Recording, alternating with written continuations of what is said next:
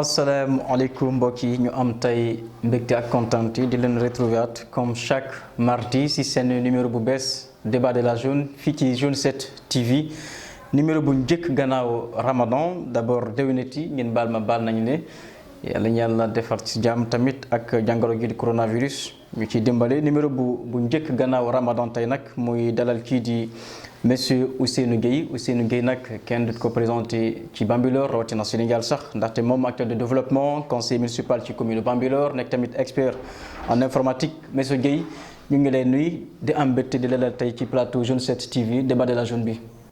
waaw Youssoupha Mané maa ngi lay fay di wax aussi waa Bambilor yëpp déwénati Sénégal gi yëpp di aussi déwénati waa Jeune 7 TV yëpp di wax ñëpp ñu baal ma àq baal naa ñëpp àq. voilà yow aussi baal ma àq. baal naa la yow sama grand nga. yow sama grand bu baax nga macha allah. grand ñu tàmbali waxtaan ji jàngoro di coronavirus lan mooy tey sa gis-gis wàllum gestion bii de jàngoro coronavirus. waaw xam nga corona bi depuis le début boo xoolee Sénégal boobu ni ko état bi di defee gestion par rapport ak état bi baax na si man li ma gis.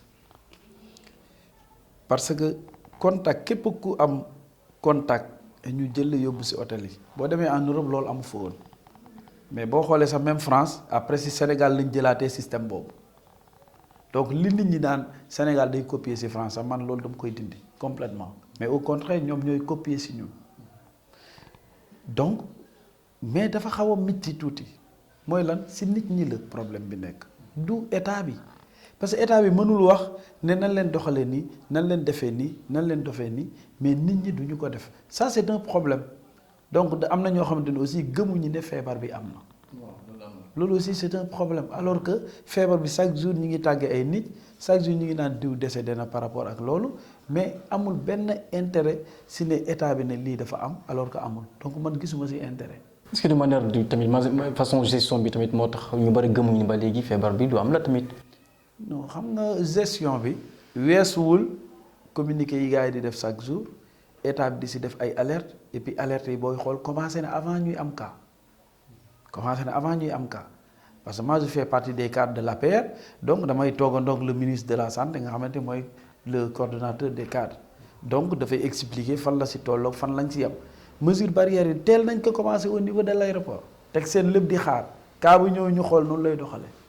donc Sénégal teel na si dugg donc mais le problème mooy nit ñi ñoo dëgër bopp man loolu laa jàpp donc imaginez aujourd'hui ñu ne bu kenn dem telle région à telle région à moins que nga am autorisation spéciale mais nit ñi démb man dama seetaan télé benn camion waa yi lan la jël nit ñi la jël bâche bi laxas leen si biir wala loolu est-ce que état bi war na ko mais au moins gendarmerie gis na ko waaw mais Macky Sall wala ministre fa mu toog day calculer loolu xam nga ku jubadi mooy calculer lu jubadi mais nit ki dafay wax rek li nekk si moom daal di ne nii buñ ko defee nii buñ ko defee nii buñ ko defee nii buñ ko defee mais les récalcitrants nag ñoom nañuy doxalee wala phase ba ñuy doxalee loolu homme de loi yi ñoom ñoo koy mën di génn si seen flair. sensibilisation moo des. non sensibilisation desul.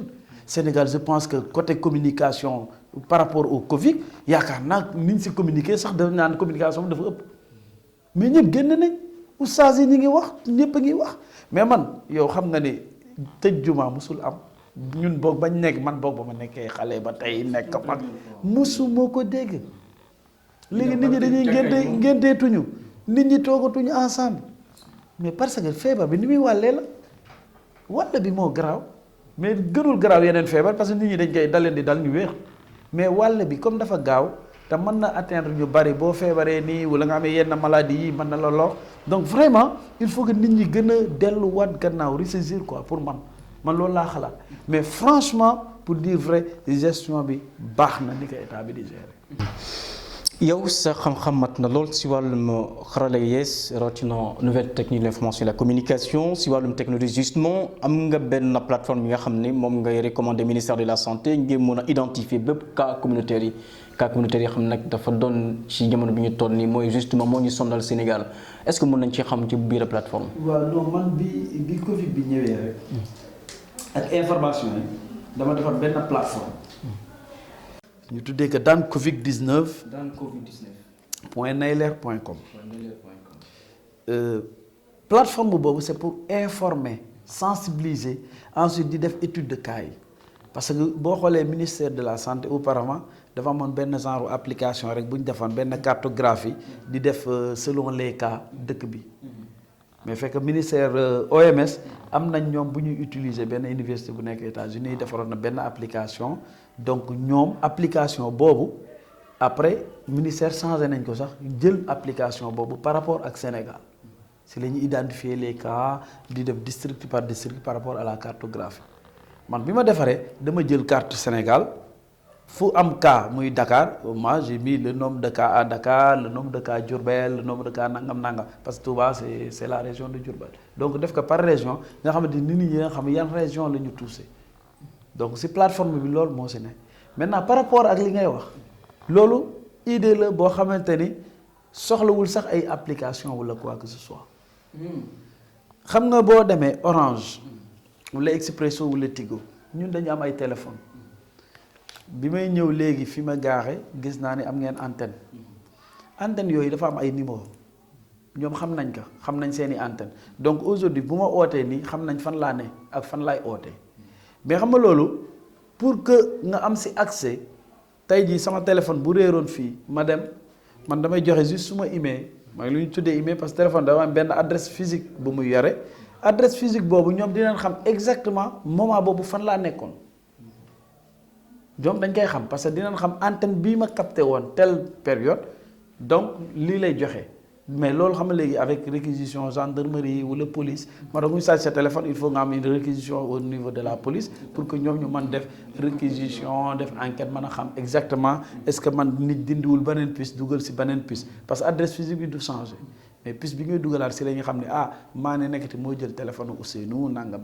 daal di la et cetera xool ba jël téléphone bi mais tey bu ñu defee affaire yi les antennes la par triangulation ku am cas communautaire ñu xool sa téléphone xool fi nga duggoon yëpp loolu dina leen permettre ñoom ñu gën a mën a am les cas contacts loolu mooy tax mu permettre que de telle sorte que demain cas communautaire yi mën nañu wàññeeku parce que tey bu fekkee fii nii cas communautaire am na fi tey ñun ñii ñëpp dañ ay cas contact lañ mais man su ma génnee fan laa dem keneen bu génnee fan la dem donc bu ñu ko defee par triangulation dinañ ko mën a xam bare nag ay informaticiens yu bari yu si jóg man dès que cas communautaire yi am wax naa ko donc am na aussi ñeneen ñu si wax. Est-ce que vous avez justement été entendu par les autorités? non xam nga Sénégal da ngay émettre idée nga envoyé ko si canaux yi nga mën a utiliser rek bàyyi loolu def naa ko maintenant nag ñoom xëy na ñoom dinañ ko def wala bu ñu koy def aussi peut-être ñi ngi koy def xëy na ñi ngi koy utiliser aussi donc mais man xawma comme dugguma si dispositif bi wala nekkuma fa wala awma si benn information ni ma koy xalaatee ni leer na ma ni informaticiens yi nekk ak ministre noonu lañ koy xalaatee.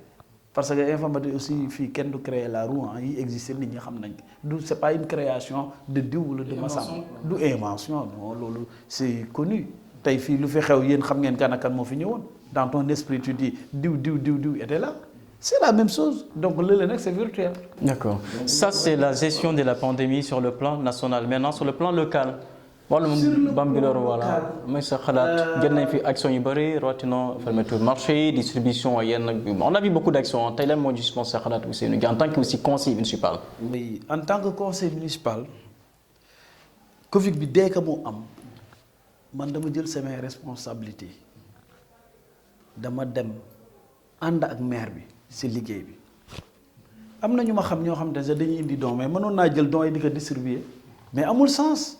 nekkuñu ci moment wu politique le maire il est plus habilité di recevoir ay dons donc soo amee nit maa ne am naa lu may aider sa commune wala nangam ak nangam man la demal jox maire keneen wax la loolu demal jox diw c'est pas l'appel que Ousseynou Gueye di jël ay affaire wër la di ut ay zèle par-ci par-là ne wër dama koy distribuer nit ñi ça veut dire que yow la ngay def am nga leneen loo siy jublu mais bu fekkee nit ñi kese ñoo la tax a jóg administration am na fi. maire yi mi ngi fi jëlal li ngay jël nga jox ko la maire yi ñoom ñu yóbbu ko ci institution yi lu mel ni les postes de santé et autres loolu maire bi def na ko dégagé na ay somme jënd na ay gel jënd na ay voilà 80 millions yi vivres yi ci la bokk.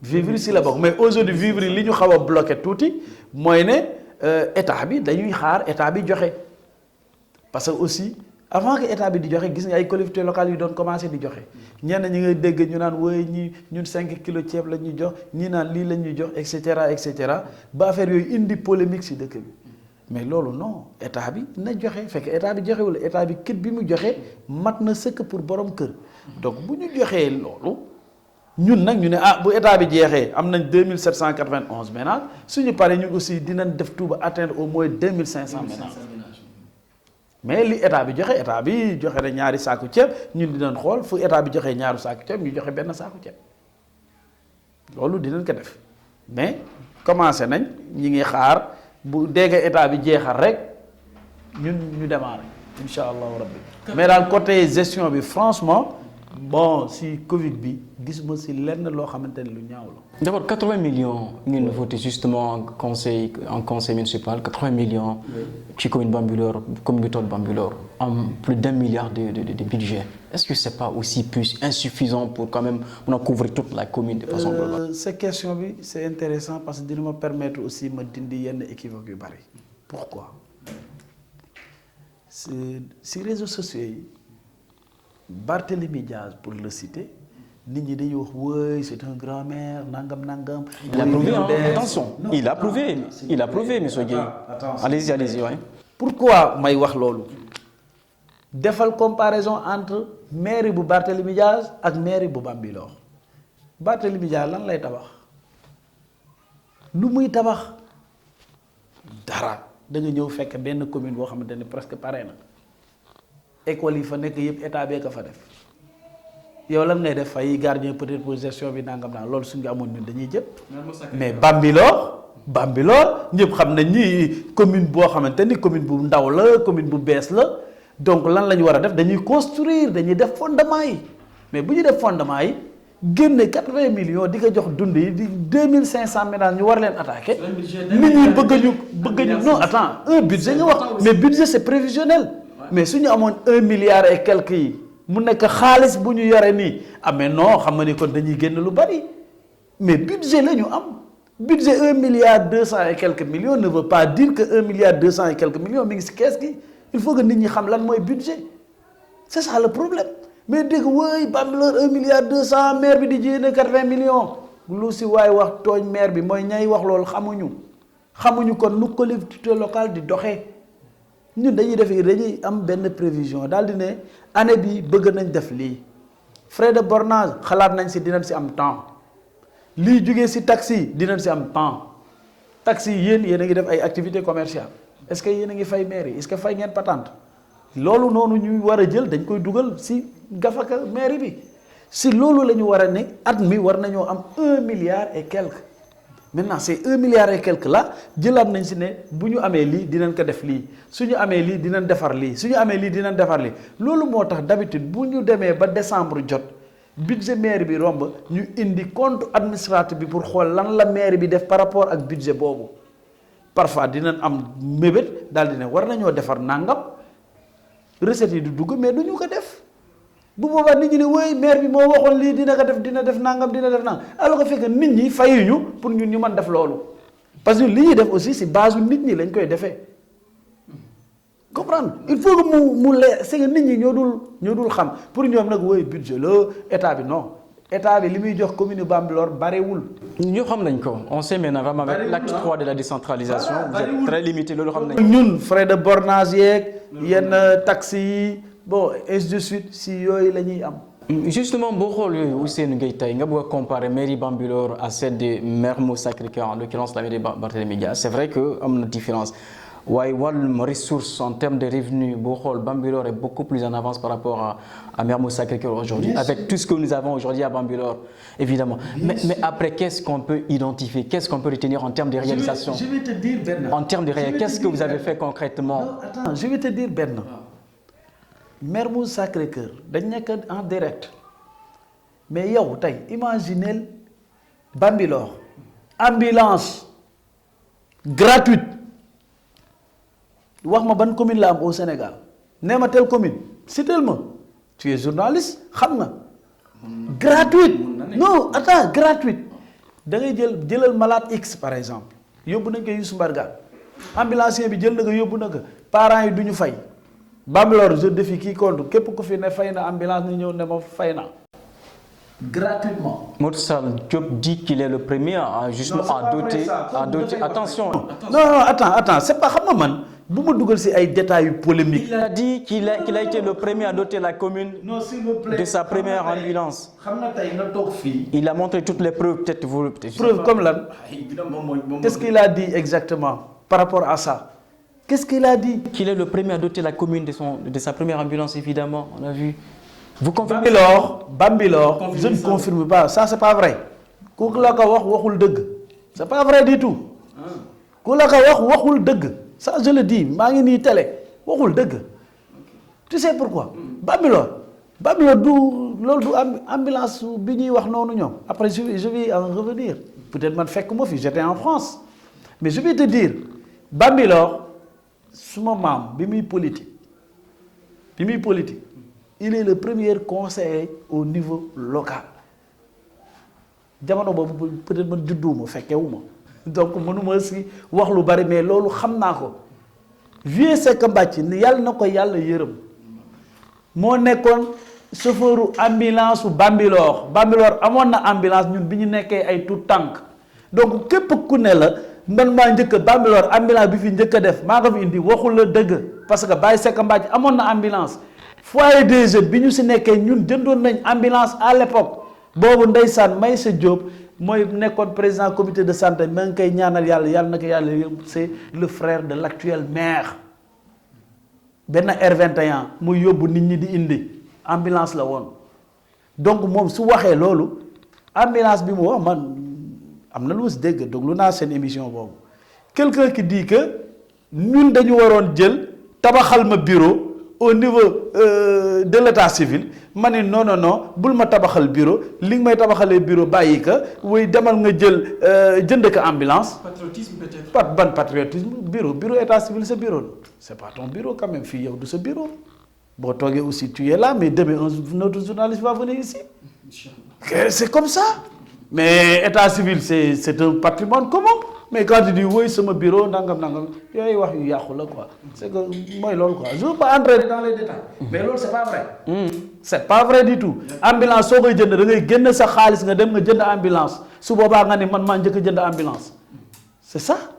Mais ay kandaa maa jënd ambulance pour faire le buzz ou la leneen non c'est pas vrai du tout. Vous êtes conseiller municipal, la question qui revient le plus souvent, quel bilan pour la commune de Bambilor avec le budget 1 milliard, plus d'1 milliard évidemment chaque année. Qu'est-ce que vous avez concrètement posé dans la commune?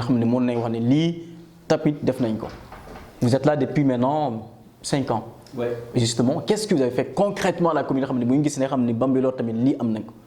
Comparé un peu à Sangalkam. Bon, xam nga tey du ma comparer Bambilor ak Sangalkam. C'est vrai que c'est pas comparable. Tu sais pourquoi? Non. Sangalkam commune village de Bambilor rek moo leen ëpp en termes de population. Ça c'est en termes de population.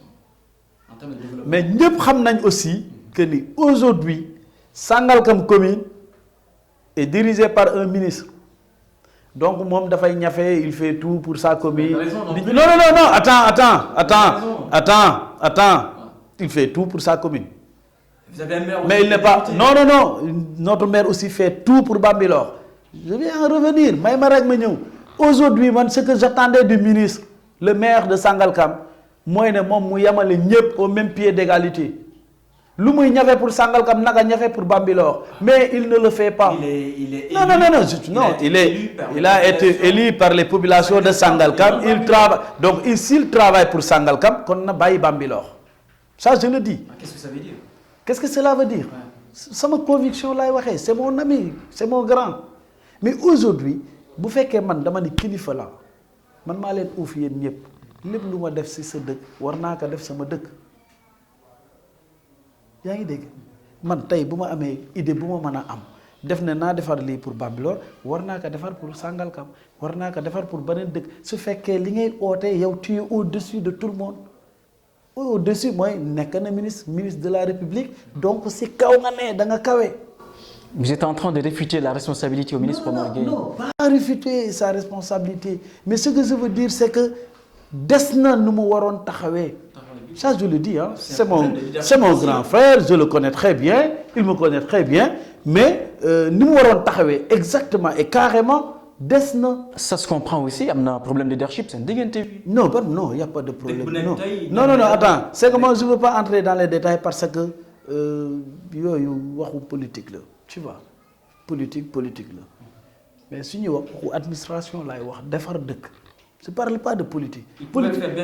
politique ku mu neex nga dem fu la neex mais quelqu'un qui est ministre de la République quelqu'un qui est président de conseil rural depuis ay décennies yàgg nga xam ñëpp xam ku ne am nga naneen noo waroon mën a taxawee par rapport à ta localité par rapport ak lépp.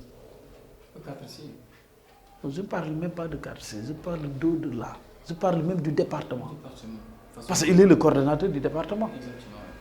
Mais moom fu muy tooyee Bambilor war na jóg keneen war na jóg keneen war na jóg am na nu mu doon taxawee aujourd'hui mais ñun ñii ñëpp dañuy jóg di am nu ñuy jàppee mu nekk kilifa gi mais moi je vois d'autres ministres gis naa yeneen ministres ñu ñuy def seeni localité fu gën a sori des ministres yoo xamante ne sax Dakar la ñuy dëkk mais seeni localité d'origine sax ñu ngi rey seen bopp par rapport même à leur région.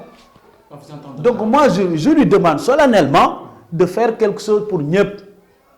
C'est bien beau nag vraiment Sangalkam c'est dans son cœur je le reconnais comme man Bambilor est dans mon cœur voilà mais nag na ñuy sóor un peu quoi donc ça daal c'est cette fenêtre là que je voulais dire voilà au ministre. Vous entendez parler au Sénégal vous n'y croyez pas du tout retrouvailles bi ñuy wax nii ay réunification des 4C barki Dembo Ndiaye Sangalkam on assiste à une grande cérémonie évidemment peut-être vous n'étiez pas là mais certainement quand même vraiment vous avez vu quand même les images et les échos ils ont parlé ñu ñëpp léegi ñu nekk benn bokk nday bokk baay doxante suñu biir 4C yi ñëwaat si au devant de la scène dafa mel ni yow gëmoo ko justement à vous entendre parler. man dafa am rek lu may bëgg a leeral un peu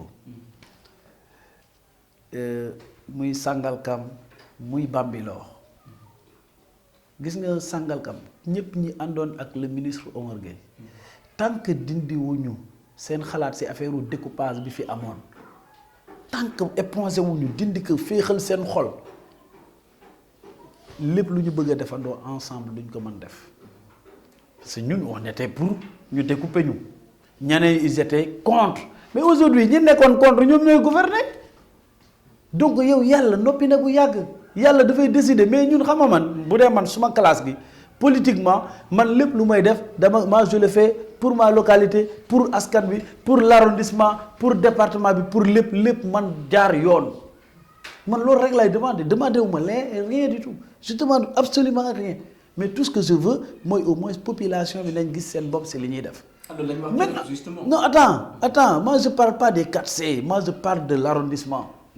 Parce que bu ñu waxee arrondissement de Bambilor Sangalkam les 4C yi ngay wax les Yène Diamniadio donc voilà war nañ mën a gën a am benn kii par rapport même au département comme moom en tant que coordonnateur su boobaa moom dina xam ni au moins am na plus de collectivités locales que même Rufisque foofu la war a moon de xoolee mais doone rek ok voilà comme si découpage bi dafa miti et cetera mais non tout le monde la ñuy découper et puis historiquement mais commune rurale bi siège bi Bambilor la woon Bambilor la woon mais pour des trucs politiciens mu dem Sangalkam donc du ma dugg ci détail mais ñoom xam nañ li may wax donc aujourd'hui que muy Bambilor wooy muy Sangalkam lan la où est le problème découper nañ la maintenant tu diriges y a pas de problème éponger nga continuer c'est comme ça que nit ñi war di xoolee quoi mais pas ay xëccoo dëkk fii wala wooy Sangalkam moo war a jiitu Bambilor moo war a jiitu non dëkk bi war a jiitu xam nañ ko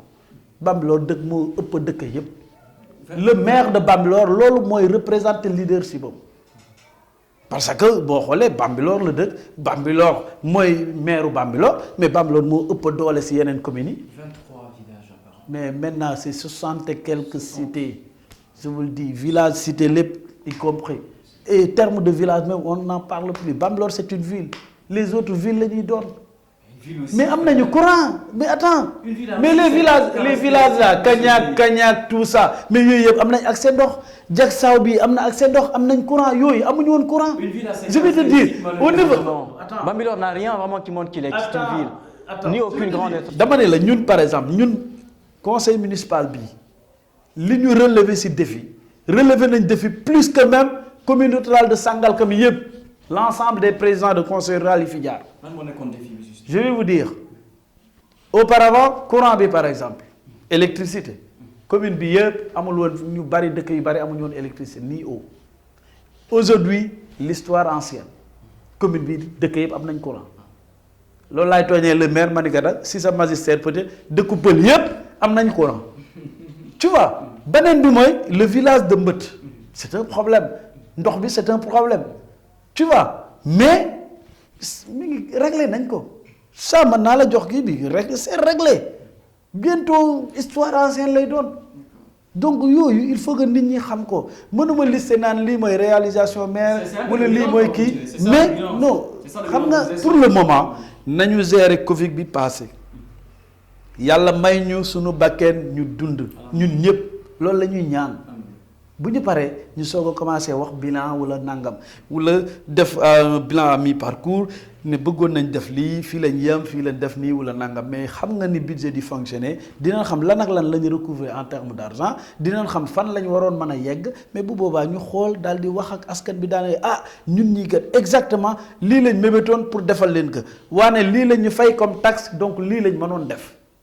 si lii ñu mënoon def nag maintenant nag yéen a ñuy jàppale ñu jéem a xoolaat naka la ñuy defaraatee affaire yi pour mu gën a baax man loolu mooy suma rôle man suma rôle ce n'est pas taxaw fii critiquer fii yuuxu fële wala opposer par-ci ou opposer par-là quand on s'oppose à quelque chose il faut que nit ñi xam exactement de quoi lañ lay opposé wu man avec le maire mes relations avec le maire du tey ça remonte yàgg na parce que nous avons des relations vraiment très amicales sori ça moom xam na loolu mais su fekkee dafa am décision yu ma jël man su ma si d'accordul man damay jël sama plume dama koy bind nekk d'accorduma si lii mais bu ma sañoon lii laa lay proposer à la place mais il y a des gens yoo xamante ni dañuy taxaw si télé yi rek ils critiquent mais ils ne proposent absolument rien du tout. Qui à Modou Sall Diop? Non, je ne fais pas allusion Modou Sall Diop je ne le cite pas je ne fais pas allusion à Modou Sall Diop ou bien à qui que ce soit mais dama ni la globalement su may wax ñëpp tout le monde que man y compris keneen y compris su fekkee da ngay wax da ngay xam exactement lan ngay wax. D'accord.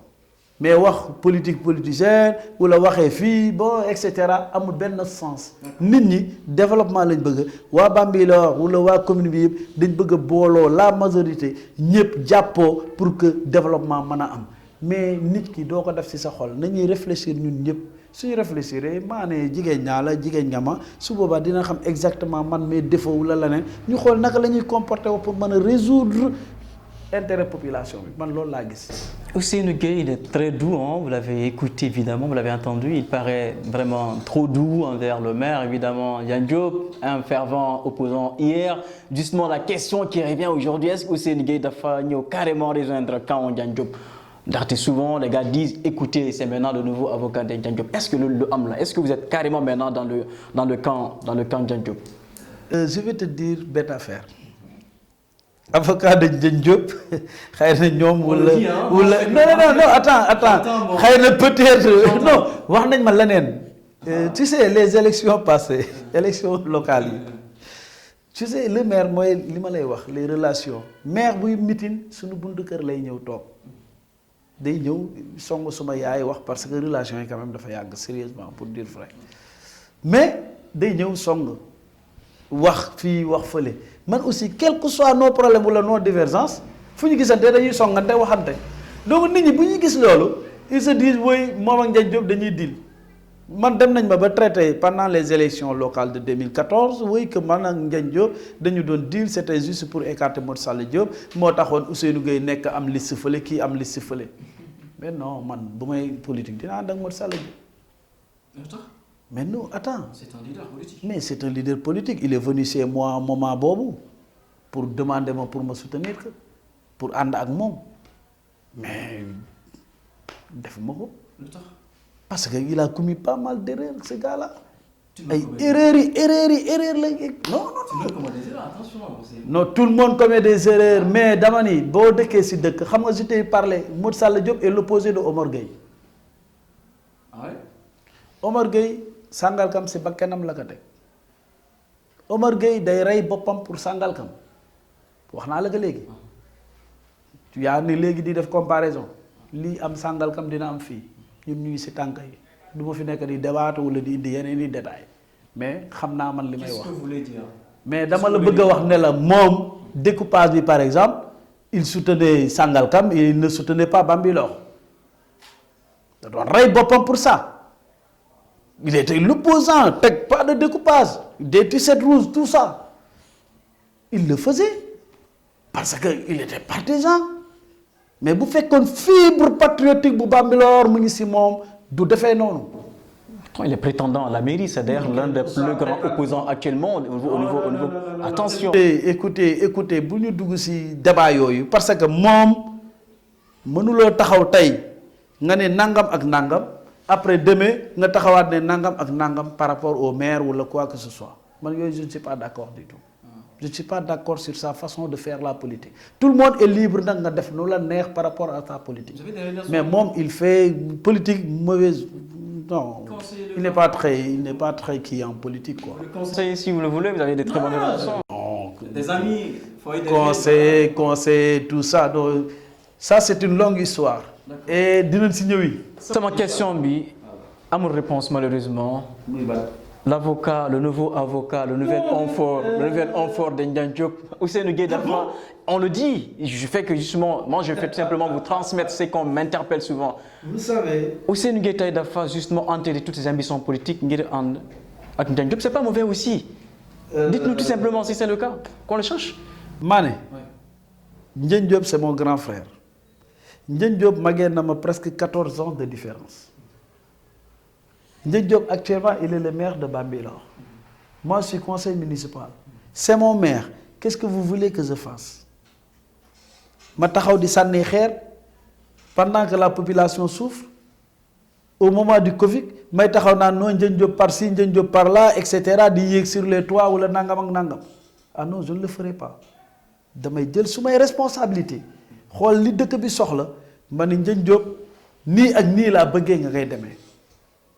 Man lii mooy suma idée lii mooy suma xalaat su ne projet nangam par exemple je peux donner l'exemple du marché de Bambilor mais moi j'étais contre dama dem conseil municipal conseil ñu wax ka ma ne la que man maire je ne suis pas d'accord fi ñuy def marché bi conseil bi yëpp ànd si voté ñëpp ñu d'accord si ne fii la ñuy def marché bi en tant que républicain lan laa war a def après damay taxaw continuer di xeex wala damay génn si mbedd mi di xeex non je ne le ferai pas du ma defee noonu man.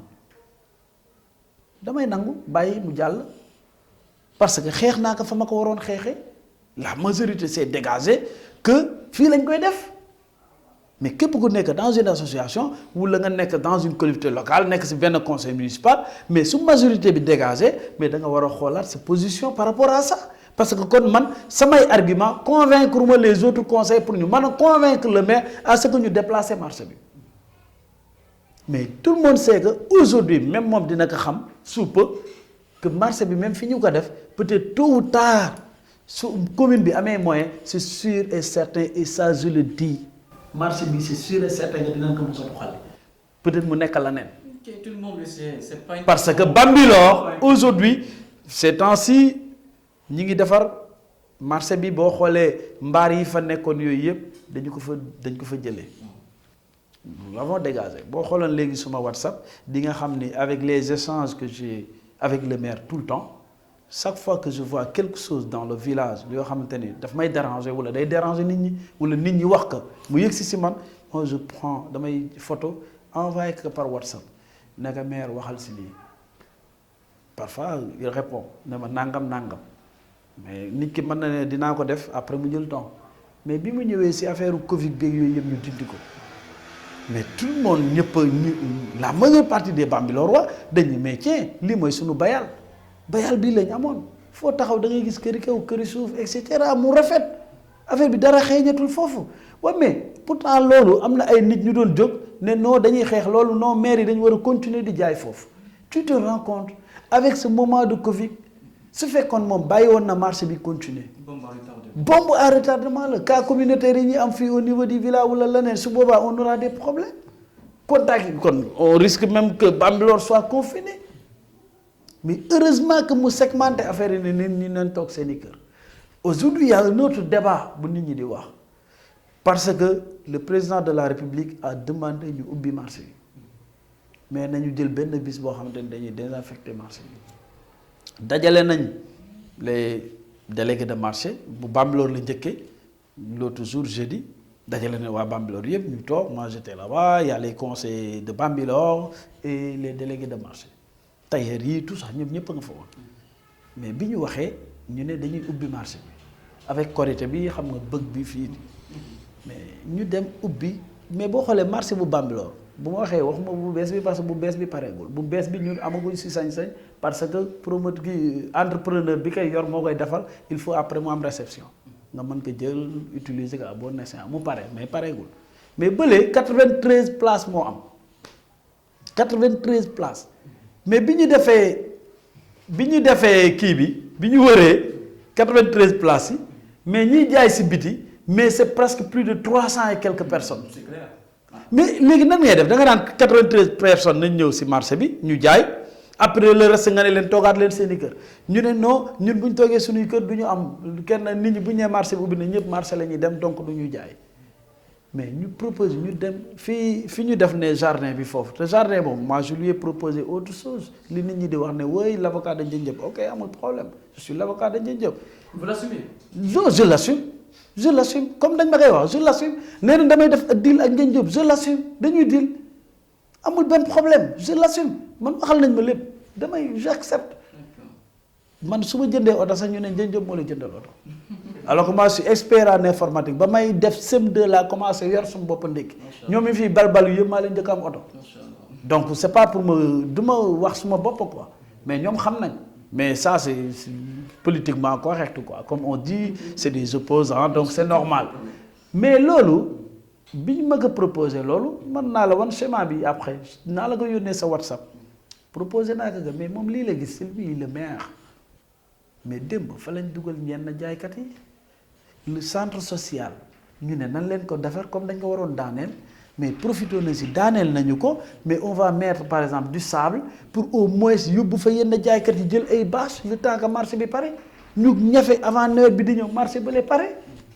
mais loolu baaxul mais nit ñi di critiquer way ñii amuñu vision pilotage à vue et cetera mais di n'importe quoi alors que ñoom du ñu indi benn solution seeni kër la ñuy toog yore seeni tablette wala seeni téléphone portable di dugg ci réseaux sociaux yi di wax di n'importe quoi c'est pas comme ça gis nga bu fekkee da nga bëgg autorité man boog tous les critiques yi may émettre ah monsieur le maire dama koy bind wala ma envoyé ko SMS bu liiree ne ma ok on en reparle ñu daal di toog ñu waxtaane si.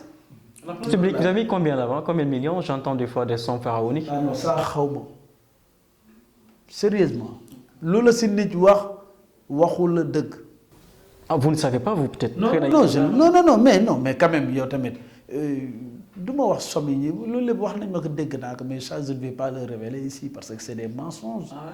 C'est des mensonges ces gens-là ils font que mentir nga baal ma si kàddu gi parce que qu'est-ce que tu veux forcément être maire que da ngay def du n'importe quoi. Il est bon, C'est pas comme ça.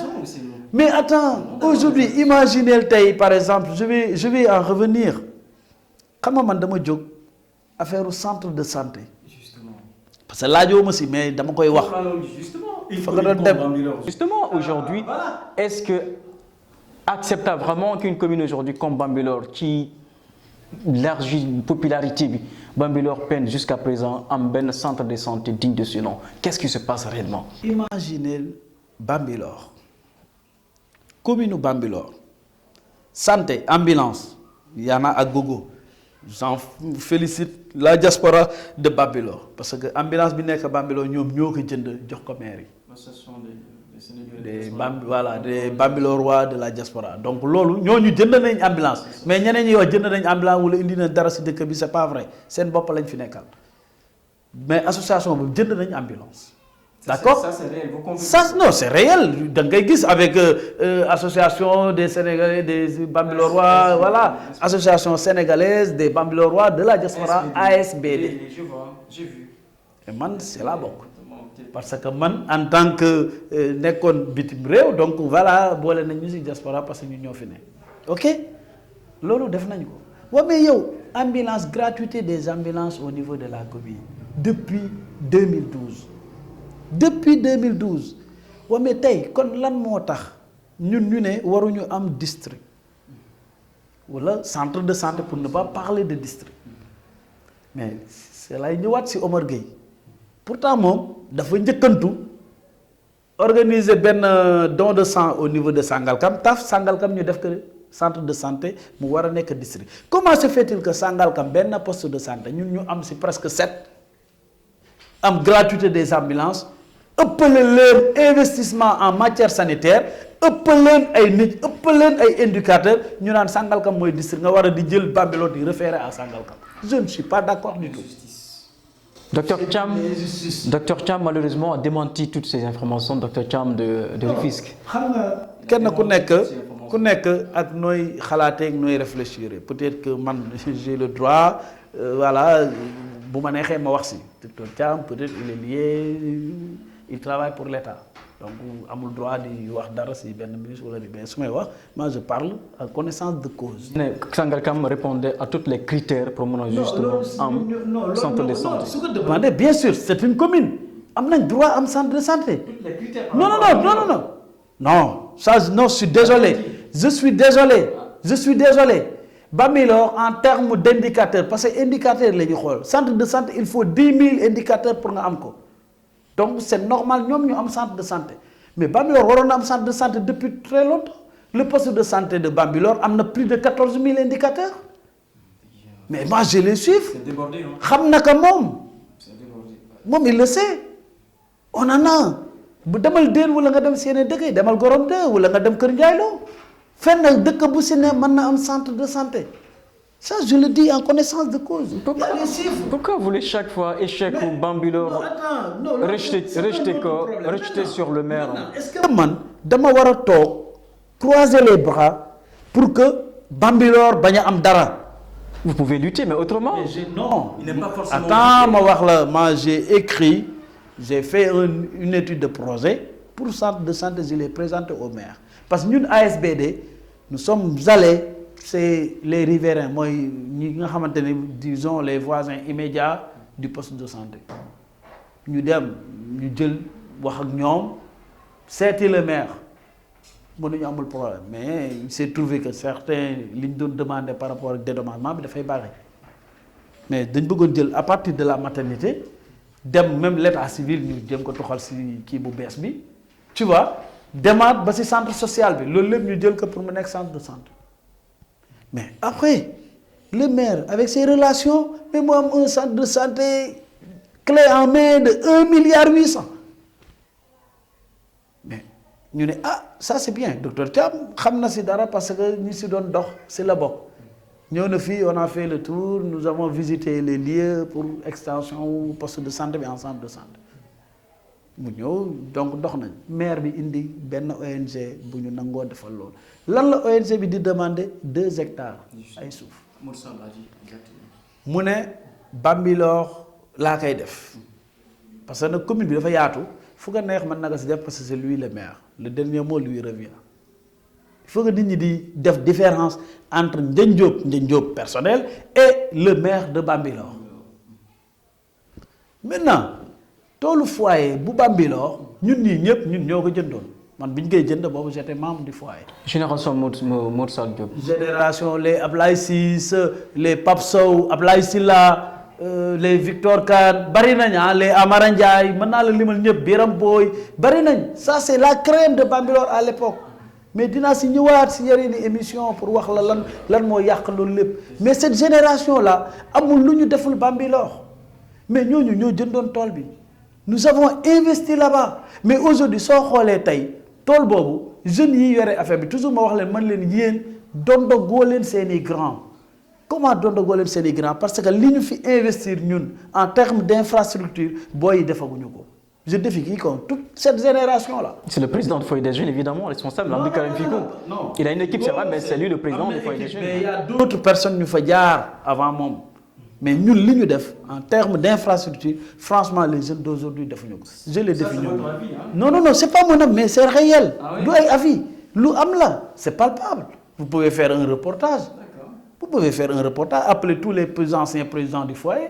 ngeen def reportage ngeen xool après ngeen def seen comparaison en tant que journaliste vous pouvez le faire mais bi ñu defee loolu ñu ne ok nañ leen jël tool bi parce que toolu foyer ñun ñëpp ñoo ko bokk suma doom bu juddoogul yow sa doom yow mi tuxu si Bambilor dëkk si bokk nga si waaw mais kon est-ce que waruñu xalaataat est-ce que kon damay dem si benn particulier bu am benn tool fële toolam mu waroon ko mën a jaayee peut-être 100 millions même bu dee téye nii la avec Bambilor bëgg en termes de lotissement et cetera tout ça ne fépp foofu la gouvernement bi gis wala nit ñi fa lañ gis c'est la ruée vers Bambilor est-ce que loolu tamit dinañu permettre tey nga ñëw ne naa jël toolu Youssoupha Mané est-ce que loolu c'est juste waaw mais du ñu jël li ñu moom ñun ñëpp mais loolu lañ def on a c'est le chef du village moo ngi ki ngay wax léegi il était là-bas Abdoulaye Sylla il était là-bas ñeneen ñi ngay wax ñii ñëpp ne ils sont contre wala ils ne sont pas contre ñoom ñëpp ñu nga fa woon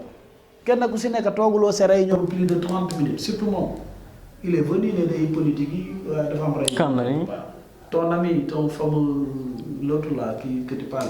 Moursala. Voilà. C'est votre ami, non? Vous oubliez son nom déjà? C'est même mon oncle. Ah voilà. Voilà. Mais ça, on est en débat, donc voilà. Il était là-bas. Ok. Mais des fois, 30 minutes, il jóg dem. Il n'était pas. Maintenant, boo xoolee tey ñu ne nañ leen jël tool bi mën nga ko jël dégâts du am c'est 3 hectares et quelques tu prends les 2 hectares 1 hectare yi si des nga jox ko les jeunes parce que ñoom ñoo moom tool bi ñun 2 hectares lañ soxla pour la commune ñu def fa centre de santé bi 1 hectare yi si des jeunes yi projet bu ñu fa bëgg a def par rapport ak lan leen di dédommager si 2 hectares parce que dañ leen di dédommager ah.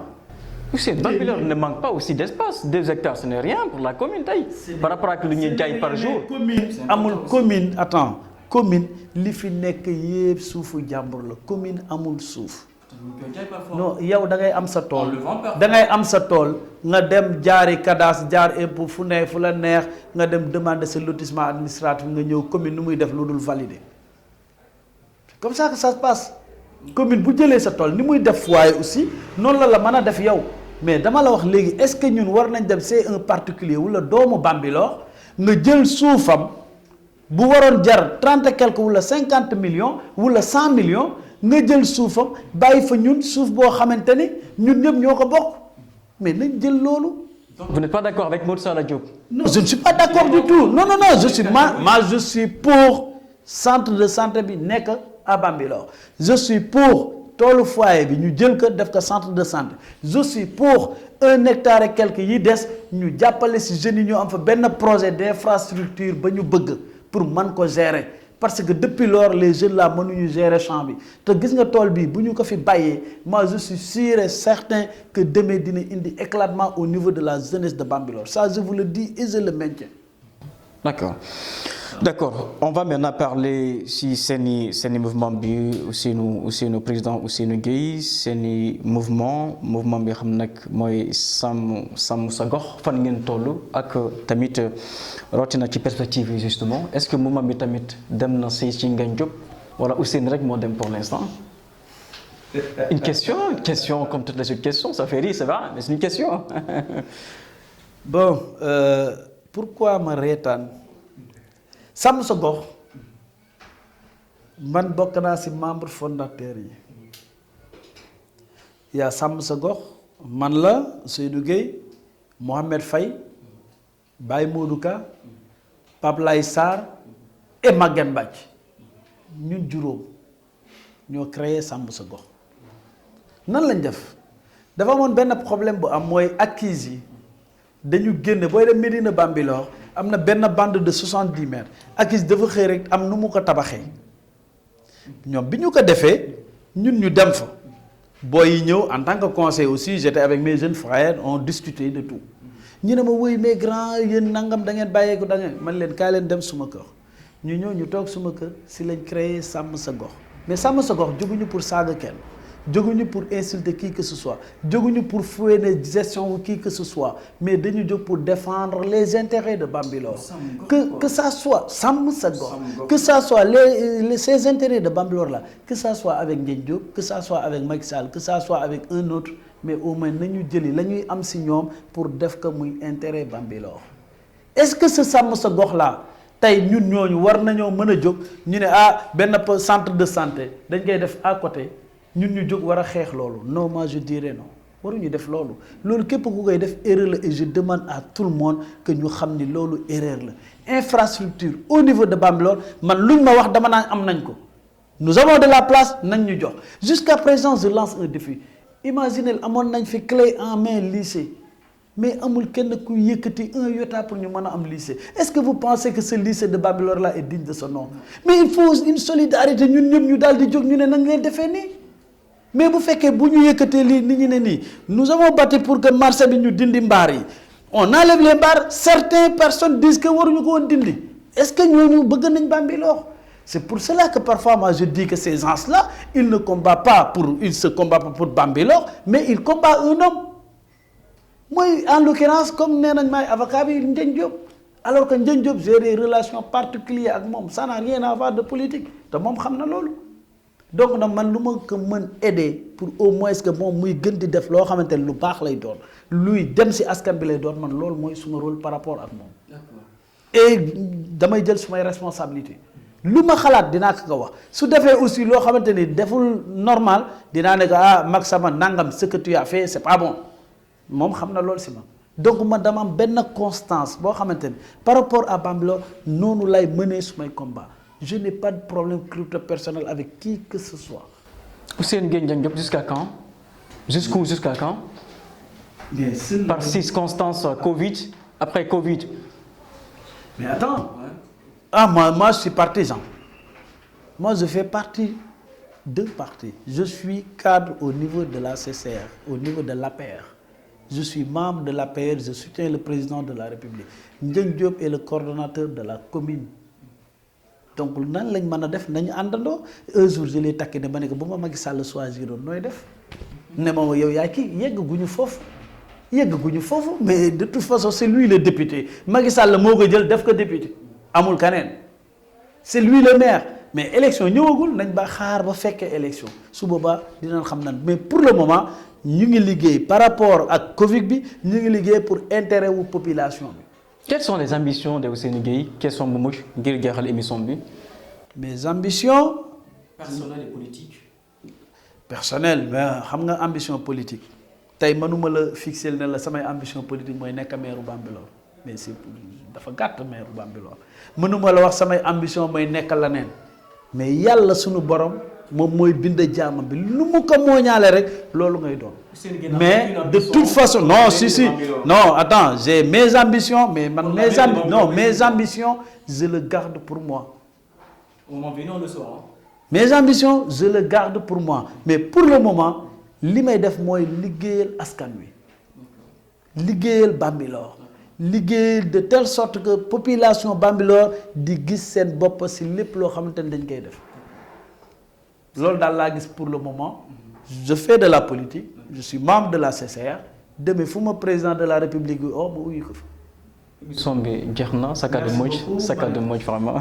maa ngi gërëm ñëpp képp koo xamante ni wax naa loo xamante ni c'est ñaaw na maa ngi jégalu donc voilà di aussi féliciter Zone 7 TV c'est très clair ensuite di la féliciter yow aussi di la encourager que nii la voilà donc je vous remercie et à la prochaine inchallah non je sais mais non mais voilà.